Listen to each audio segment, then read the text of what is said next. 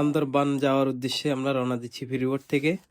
তো রাত প্রায় 2টা বাজে, এখনো গাড়ি আসতেছে না। দীর্ঘক্ষণ গাড়ির জন্য অপেক্ষা করার পর গাড়ি আসলো। আসার পর উঠলাম, প্রায় 3:30 বেজে যাচ্ছে, এখন গাড়ি ছাড়বে। যাই হোক, 3.5 ঘন্টার পর আমরা বান্দরবনে আসলাম। তো আমরা একসাথে ফেরিবোট থেকে 2 গাড়িতে আসলাম। আমাদের গাড়ি আগে চলে এসেছে, পিছনের গাড়িটা এখনো আসেনি, প্রায় আধা ঘন্টা পরে আসলো।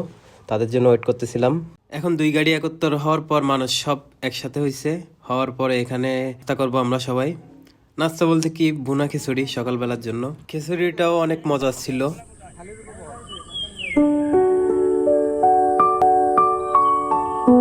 চলুন তাহলে ভিডিওটি শুরু থেকে শুরু করা যাক। আসসালামু আলাইকুম, শুভ সকাল। চলে এলাম বান্দরবন। তো দেখতেই থাকুন, আমাদের সাথেই থাকুন। তো নাস্তা পানি করা শেষ হলো আমাদের, এখন আমরা একটু ঘুরতে বেরোবো। এখন আসলাম মেঘলা পর্যটন কমপ্লেক্স। এখান থেকে টিকিট সংগ্রহ করতেছে আমার বন্ধু, জনপ্রতি 50 টাকা টিকিট। গেট থেকে ঢোকার পর এরকম রাস্তা পেয়ে যাবেন আপনারা যারা আসবেন। রাস্তাটা খুব সুন্দর লাগতেছে, রাস্তাটাও অনেক উঁচা। তো নামার সময় খুবই আরামসে নামা যায়, কিন্তু যারা উঠবে ওঠার সময় কষ্টটা বুঝবে তখন। রাস্তার পাশে এরকম বসার জন্য চেয়ার টেবিল আছে। আচ্ছা, এই একটা ঝুলন্ত ব্রিজ আছে, আবার আমরা এখন যেখানে আছি এই একটা ঝুলন্ত ব্রিজ। এখানে কিন্তু 2টা ঝুলন্ত ব্রিজ আছে। তো আমার বন্ধু হানিফের আবার প্রকৃতির ডাকে সাড়া দিয়েছে, ও এখন টয়লেটে ঢুকবে। এখানে মজার বিষয়টা হচ্ছে পুরুষদের টয়লেট খালি নাই, মহিলাদের টয়লেটে ঢোকা লাগলো ওর। তারপর এখানে মোটর বোট পেয়ে যাবেন। মোটর বোট ভাড়া 300 টাকা, আর কায়েক বোট ভাড়া 100 টাকা, 20 মিনিটের সময়ের জন্য। যারা উঠতে চাবেন তারা উঠতে পারবেন এখানে।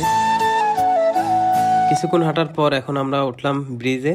দেখেন ওই যে আর একটা ব্রিজ দেখা যাচ্ছে, তো আমরা ওই ব্রিজে যাব। রাঙামাটি ঝুলন্ত ব্রিজের তুলনায় আমার কাছে এই দুটাই বেশি ভালো লাগে। বেশি ভালো লাগার কারণ হচ্ছে যে এই দুটা কিন্তু আসলেই ঝুলন্ত ব্রিজ। হ্যাঁ, রাঙামাটি ঝুলন্ত ব্রিজের মাঝখানে দেখা যাবে যে পিলার পুঁতে দেওয়া আছে, পিলারের সাহায্যে কিন্তু আছে ওটা। আর এই ব্রিজে যখন হাঁটবেন, দোলনার মতো 2 সাইড থেকে দুলতে থাকবে, ভালোই লাগে। হাঁটতে হাঁটতে চলে আসলাম এই জায়গাটিতে। দেখেন ভিউটা কত সুন্দর লাগতেছে। সকাল সকাল চলে আসলাম। তো যারা পরিষ্কার পরিচ্ছন্নতার দায়িত্বে আছে তারা সকাল সকালই ঝাড়ু দিচ্ছে। এখানে কেবল কার পাবেন, যারা কেবল কারে উঠতে চায় তারা এখান থেকে কেবল কারে উঠতে পারে। এখানে কেবল কারটিতে 6 জন মানুষ উঠতে পারবে সর্বোচ্চ, তার বেশি উঠলে জায়গা থাকবে না। আর আমরা কেবল কারে উঠতে চেয়েছিলাম, কিন্তু দুর্ভাগ্যবশত পাইনি, অনেক জ্যাম ছিল ওখানে। এত দূর থেকে এসে কেবল কারে উঠতে পারলাম না, মনের ভিতরে একটা হতাশা। এটা দেখছেন, এটা আমার ফ্যান ফলোয়ার। তো তারা বলতেছে যে ছবি তোলেন, ছবি তোলা লাগলো তাদের সাথে। এই আর একটা দেখতে পাচ্ছেন, এই আর একটা আমার বহুত পুরনো ফ্যান ফলোয়ার, ওর সাথে একটা তুললাম। দেখেন পাহাড় অনেক উঁচা, তা আমাদের বাড়িতে অনেক কষ্ট হচ্ছে উঠতে। বাড়িতে না তো উঠতে, তো অনেক কষ্টের পরে উঠলাম। তো আরও সামনে পথ আছে কিনা জানি না। হ্যাঁ আছে, দেখা যাচ্ছে পথ আছে ওইখানে, আবার পাহাড় দেখা যাচ্ছে ওই।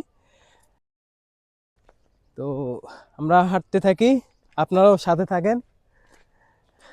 এখানে পথের কাছেই পেয়ে যাবেন ডাব, আনারস, পেঁপে, খুবই রিজনেবল প্রাইজেই পেয়ে যাবেন। এটি মূলত চাকমাদের দোকান, তো এখানে সব চাকমা মেয়েরাই বসে। পেঁপে দেখে আর লোভ সামলাতে পারলাম না। পেঁপের প্রতি পিস 20 টাকা 30 টাকা এরকম নিবে। আমাদের খানা দানা শেষ, এখন সামনে যাওয়ার পালা। পাহাড়টি মোটামুটি উচ্চতা আছে, এখানে আই লাভ বান্দরবন লেখা আছে। তো এখান থেকে ছবি তুললাম। দেখেন এখান থেকে আমি যদি জুম করে দেখানোর চেষ্টা করি, এতটুকু আসলো। এখান থেকে আমাদের আবারও হাঁটার পালা। হাঁটতেই আসি। তো যেহেতু এখানে কোনো গাড়ি ঘোড়া নেই, হাঁটাই লাগবে। আজ আমি আপনাদেরকে একটা কথা শেয়ার করব। আমি যখন ছোট ছিলাম তখন মানুষের মুখে যখন বান্দরবনের কথা শুনতাম, তখন আমি মনে মনে অনেক ভাবতাম যে এখানে অনেক বান্দর থাকে, হয়তো বান্দর দেখা যাবে। তো আজকে আমি প্রথম যখন আসলাম, আসার পর পুরো ভাবনা চিন্তাটাই আলাদা হয়ে গেল। এখানে কোনো বান্দর নাই, থাকে না। বাহ, চমৎকার। দেখেন আমার বন্ধু হানিফ কিভাবে তাকিয়ে রয়েছে, মনে হচ্ছে যেন সে পাখি শিকার করতেছে। আজ ভিডিওটি এই পর্যন্তই। ভিডিওটি ভালো লেগে থাকলে চ্যানেলটিকে অবশ্যই সাবস্ক্রাইব করে রাখবেন। আল্লাহ হাফেজ।